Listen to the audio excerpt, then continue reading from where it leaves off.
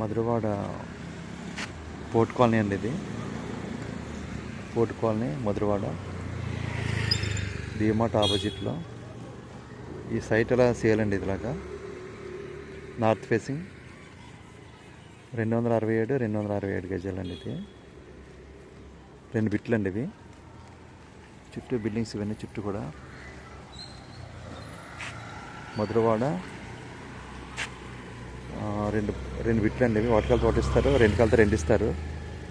267 గజాలు, 267 గజాలు అండి. ఇది గజం 60,000 చెప్తున్నారు. ఇది